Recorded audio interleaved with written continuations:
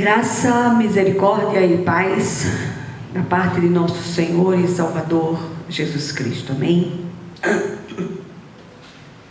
Meus amados, nós vamos fazer uma leitura, um texto bem conhecido e bem oportuno para o tempo presente, que está no livro das Lamentações do profeta Jeremias, capítulo 3, versículo 21. Diz assim a palavra do Senhor: quero trazer à memória o que me pode dar esperança. Vamos orar. Senhor, nosso Deus e nosso Pai celestial, estamos todos, Senhor, tão carecidos de esperança. Não aquela mera expectação positiva, mas a esperança viva de Israel, chamada Cristo Jesus. Que o Senhor venha falar aos nossos corações, que o Senhor venha ministrar ao nosso espírito, que o Senhor venha nos fortalecer no Senhor e na força viva do seu poder. Fala conosco hoje, Senhor, de modo vivo e especial, em nome de Jesus. Amém. Meus amados, esse livro das Lamentações do profeta Jeremias, chamado de profeta chorão, foi escrito em um momento de profunda desesperança do povo de Deus em meio ao cativeiro de Babilônia. O livro é chamado de Poema Fúnebre para o Funeral Nacional. Já falamos recentemente sobre este assunto, sempre tão recorrente, especialmente quando o mundo todo sofre numa crise de desesperança tão sem precedentes.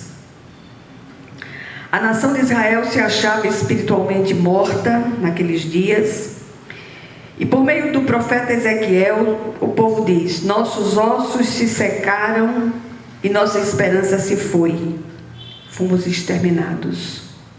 É aquele texto do Vale de Ossos Secos, de Ezequiel 37.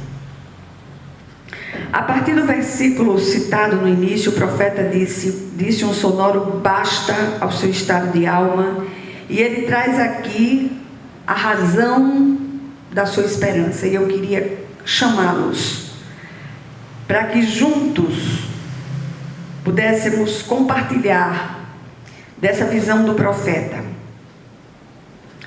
Ele redescobre a esperança e fala ao seu estado de alma, trazendo aqui a razão ou razões da sua esperança. Em primeiro lugar, ele descobre a necessidade de buscar na memória algo que o possa renovar.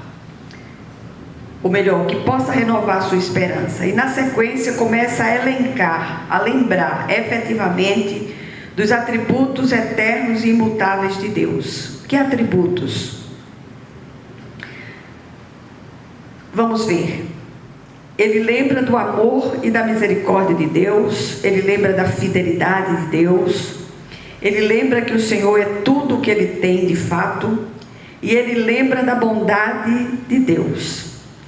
O que podemos tirar dessa brevíssima leitura, no meio de tudo que temos visto e vivido, em termos de país, em termos de mundo?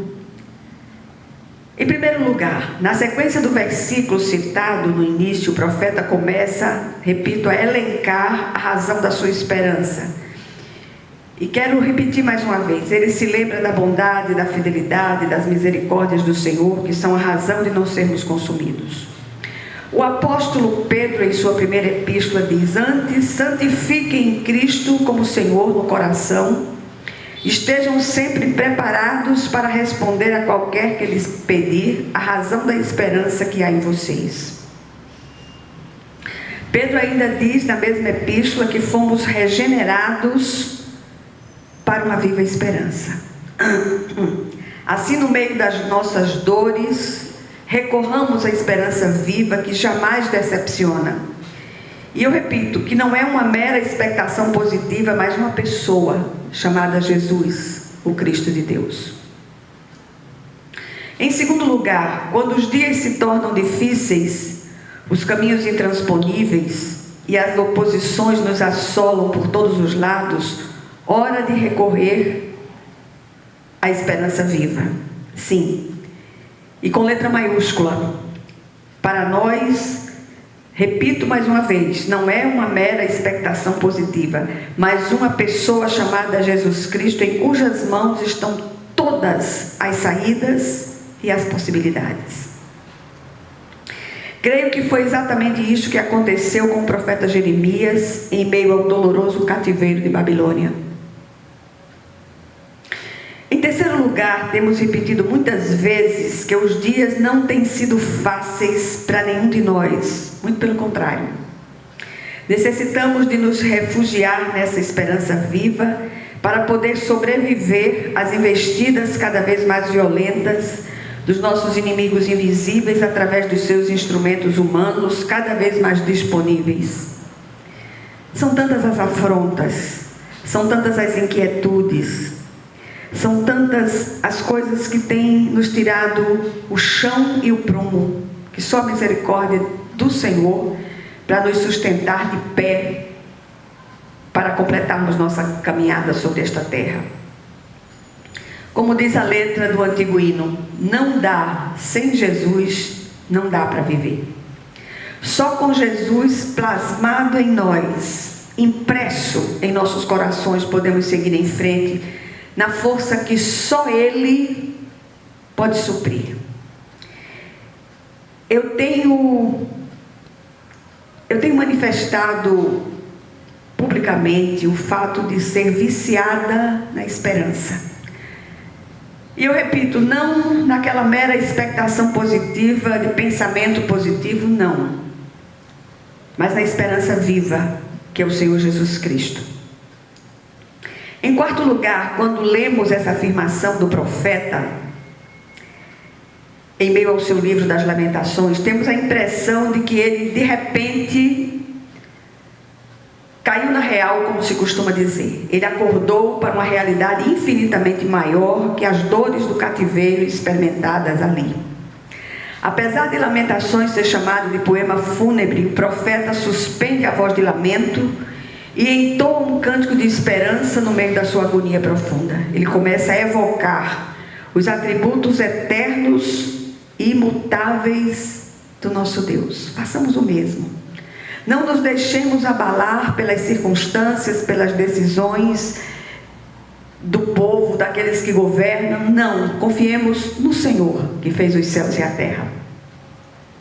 A nossa oração é para que Ele traga irrefutavelmente obras à luz. Que tudo aquilo que está sendo ocultado pelas trevas seja irrefutavelmente trazido à luz. E que nós despertemos, acordemos para a glória de Deus. O que é que essa brevíssima mensagem nos traz no dia de hoje? O que não podemos perder de vista? Em primeiro lugar, que Deus não falha nunca, mas nossa humanidade limitada e míope insiste em perder essa verdade de vista, sobretudo no meio das grandes agonias. Quantas lições preciosas nós aprendemos com o profeta Chorão, sobretudo, especialmente no livro das Lamentações. Em segundo lugar, aprendemos que o choro é lícito e é terapêutico. A impaciência diante dos rigores das tribulações é aceitável.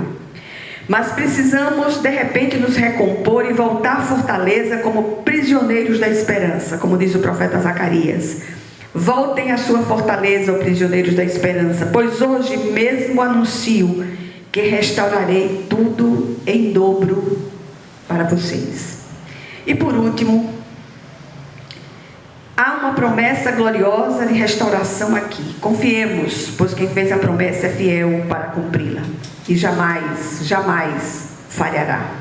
Confiemos e sigamos na força que só o Senhor pode suprir. Amém? Vamos orar.